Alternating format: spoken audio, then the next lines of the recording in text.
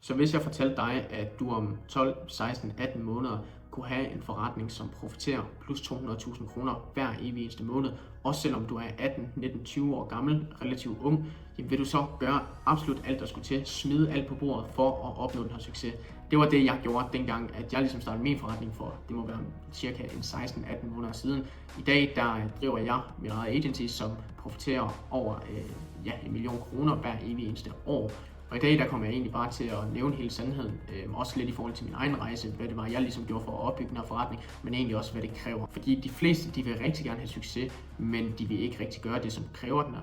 Så jeg ved med mig selv, hvis jeg gik ud og spurgte 10 lige nu, om de vil opnå den samme succes, om de vil have det samme liv som mig, så vil 9 ud af 10 eller 10 ud af 10 svare, at det vil de gerne. Men ofte så er det egentlig sådan, at de ikke gider at gøre det, der ligesom kræves. Sandheden er egentlig, at ekstrem succes med det, der mener jeg en forretning, som i hvert fald profiterer mere end 150.000 kroner hver eneste måned, også kræver ekstrem disciplin, og også kræver en ekstrem optimeret hverdag. Så først og fremmest så at drive et agency, som profiterer, lad os sige 150.000 kroner eller 200.000 kroner hver eneste måned, det er egentlig ikke super normalt. Så det kræver også først og fremmest, at du har nogle unormale vaner. Og med det, der mener jeg selvfølgelig ikke, at du skal være skør, at du skal have nogle mærkelige vaner, men det kræver bare, at du har optimeret din hverdag fuldstændig, og at du faktisk arbejder 1% eller 5% eller 10% bedre end dem, som for eksempel profiterer 50.000 kroner eller er ansættet til dagligt. Først og fremmest så er det vigtigste, det er egentlig, at du får styr på dig selv, frem for din business, frem for din forretningsmodel, din service, whatever. Det vigtigste er egentlig, at du har styr på dig selv, for hvis det er, at du ikke har optimeret dig selv, jamen, så kan du selvfølgelig heller ikke få succes og optimere din egen forretning. Så det første, jeg gjorde dengang, at jeg ligesom begyndte at få succes, det var 100% at fjerne alle de forstyrrelser, som jeg havde i min hverdag. Det kunne fx være, at jeg havde en lidt for stor inderkreds, og mange som forstyrrer mig, distraherede mig. Det cuttede jeg ned på med det samme. Derudover så havde jeg også lidt i forhold til min skærmtid. Jeg havde lidt i forhold til sociale medier, som jeg ligesom alle andre var rigtig god til at scrolle på, rigtig god til at bruge rigtig mange timer på, og det ødelagde min dopamin først og fremmest fuldstændig. Ud over det, så ødelagde det også mit fokus, når det var, at jeg ligesom skulle sidde og arbejde. Derudover så spurgte jeg egentlig også mig selv, har jeg kontrol over min tid, har jeg kontrol over mine vaner, mit fokus, og egentlig ud over det også min egen energi. Altså kan jeg sætte mig ned om 20 minutter for eksempel, og så vide, okay, jeg sidder fuldstændig locked in, jeg sidder helt fokuseret. Og nej, det kunne jeg ikke på daværende tidspunkt, men det kan jeg helt sikkert nu her. Og det er også bare for at sige, hvis det er, at du ved med dig selv, okay, jeg kan ikke fokusere, lad os sige 6, 8, 10, 12 timer om dagen, jamen så starter det her. Så det er egentlig det, du skal starte med at optimere på, før det er, at du ligesom kan begynde en forretning. Derudover så step 2, det er egentlig, at din omgangskreds, det er også mere eller mindre din fremtid.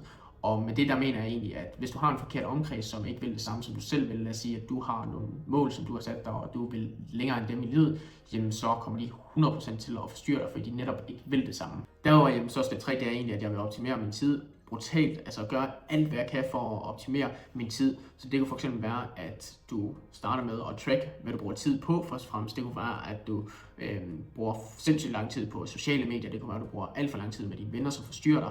Whatever. Find ud af, hvad du bruger rigtig lang tid på. Og det du så bruger rigtig lang tid på, jamen det vil jeg 100% prøve at korte ned over perioder, i stedet for at man bare siger, okay, nu gider jeg ikke at ses med nogen venner mere, jamen så man ses med 50% kun, eller 50% af ens tid.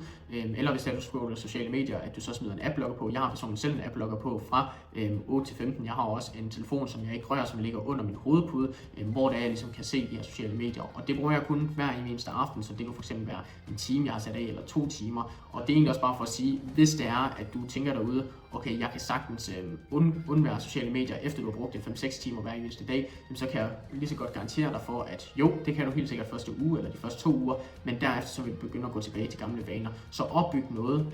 Start med måske at sige, at du kun må bruge 1 time om aftenen eller 2 timer om aftenen på sociale medier, og så prøv at korte det ned så meget som overhovedet muligt.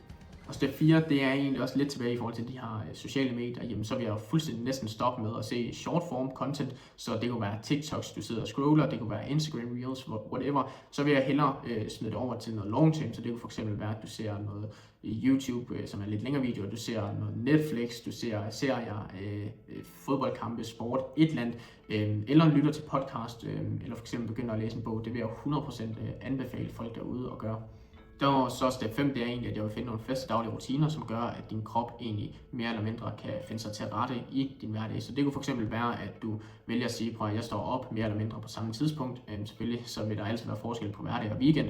Jeg har det selv sådan, jeg står mere eller mindre hver dag op mellem 5 og 6 om morgenen i hverdagene, og så plejer jeg altid at stå op mellem 7 og 8 i weekenderne. Og det gør også, at min krop ligesom har vendt sig til at stå op på de her tidspunkter, og nogle gange så står jeg egentlig bare op 5 minutter før min alarm ringer. Derudover så step 6, det vil 100% være, at jeg vil optimere min krop. Og nu har jeg selv optimeret min krop fuldstændig. Jeg har valgt at sige, at jeg skal minimum være aktiv en gang om dagen. Jeg plejer at sætte krydser i et papir, jeg har til hver uge, hvor det er, jeg minimum skal i træningscenter 3 gange i ugen, for ligesom at løfte, ikke alt for tunge vægte, men egentlig bare løfte noget. Og derudover så skal jeg løbe 3 gange i ugen, og så går jeg i sauna gus 3 gange i ugen, for at få min blodcirkulation til at kunne løbe rigtig godt rundt, og generelt bare, at jeg ikke bliver stresset eller noget.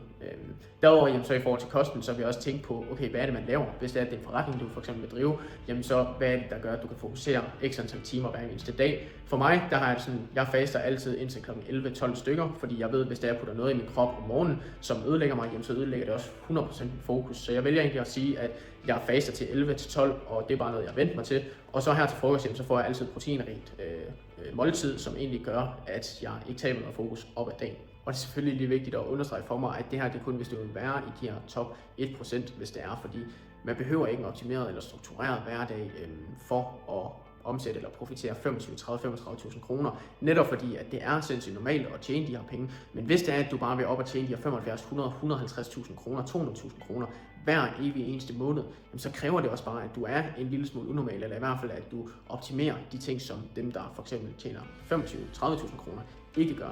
Så det var mere eller mindre det, som jeg ligesom havde for den her video. Selvfølgelig så er der rigtig mange andre ting, du ligesom skal finde ud af. Det kunne for eksempel være, om den her forretningsmodel, du ligesom driver, om den potentielt set faktisk kan tjene dig de her penge, om det er en sund forretningsmodel, om du kan leve af den, whatever. Der er rigtig mange ting. Men det vigtigste er bare, at du ligesom får opbygget et fundament, får styr på de fundamenter. Og det er også det, jeg ligesom gør til de her få coaching-elever. Jeg valgte at tage en i januar og en i februar nu her. Det vigtigste, som jeg ligesom også har sagt til dem, det er, få styr på dig selv, før få styr på din forretning. Så det første, vi egentlig har gået i gang med, det er selvfølgelig, og jeg har givet dem en masse materiale, og jeg har siddet intensivt med dem og lært dem op i forretningsmodellen, men samtidig så har vi egentlig også lagt en plan i forhold til, hvordan de optimerer deres hverdag. Det kunne fx være, at vi også med en app-logger på dem. Det kunne være, at vi går ind i en lidt sundere livsstil, eller gør et eller andet, som ligesom gør, at de kan fokusere 10-12 timer hver eneste dag. Men i hvert fald så vil jeg afslutte videoen nu her, og hvis det er, at du potentielt set godt kunne tænke dig at drive din egen forretning, kunne starte dit eget op, eller et eller andet, jamen så kan du skrive til mig over Instagram her, eller booke et kald med mig, og så kan vi se, om du er kvalificeret nok til, at jeg eventuelt vil gide at arbejde sammen med dig.